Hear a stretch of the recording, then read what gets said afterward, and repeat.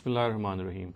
Regarding the concept of God, an important question which people raise and which is a cause of misconception is that if one reads the Quran, the concept of God which emerges is that He is always angry, and there is a lot of mention of His wrath and a lot of mention of punishments which is going to befall people who would be sent to hell.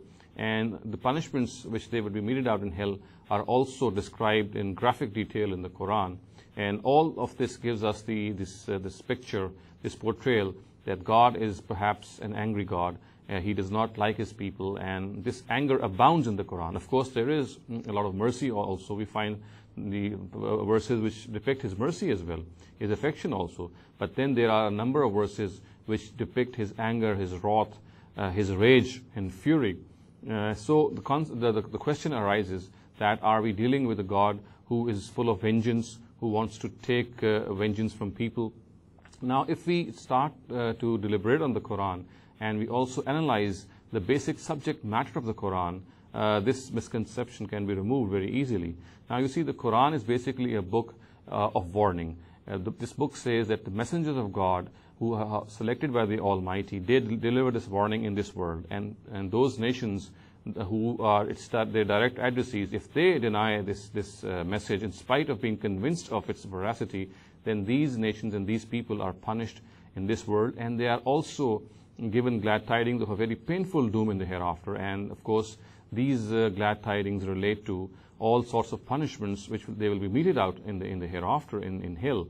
So this is primarily a punishment of people who deliberately deny the truth. So in other words, if we have to analyze that why is this great depiction of God's anger, and why does it abound in the Quran? Why is it found in so many verses of the Quran?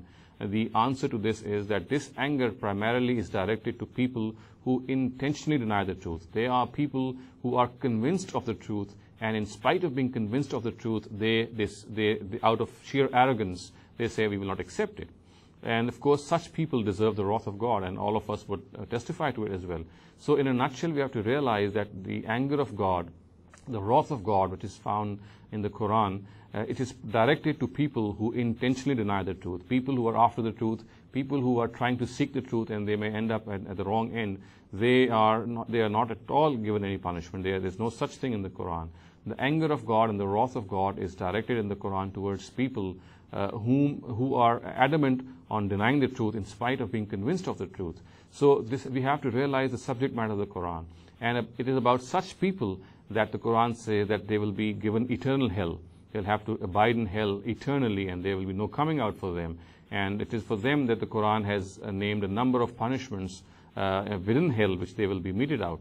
So in a nutshell, we have to realize that in order to understand the Quran, and in order to understand the wrath of God, which is mentioned in the Quran, and also it is mentioned in previous scriptures. For example, it is no different in the Torah. In the Old Testament, we find the wrath of God present there as well, and it is primarily directed, as I said, to nations of the world, to peoples of the world who had directly and intentionally denied their messenger. They were convinced of his veracity. They were convinced that he is a messenger of God, but out of sheer haughtiness, out of sheer arrogance, they denied their messengers.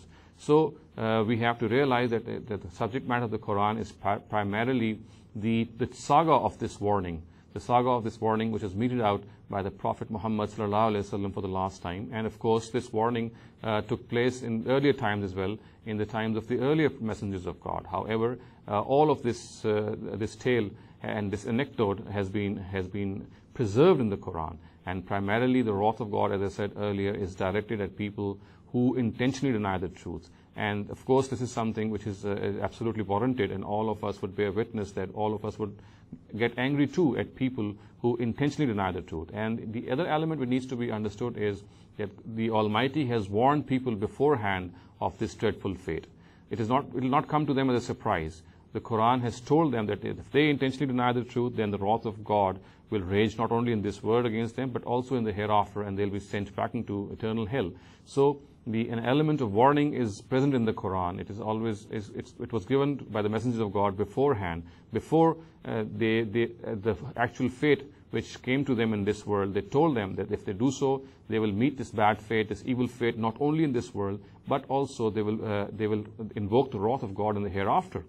So this is not a surprise. It's not something which they will not know of. They have been warned beforehand. So the wrath of God has been invoked at instances in the Quran. Only at those places we will find that all such people are meant who have intentionally denied the truth. أقول قولي هذا واستغفر الله لي ولكم ولسائر المسلمين والمسلمات.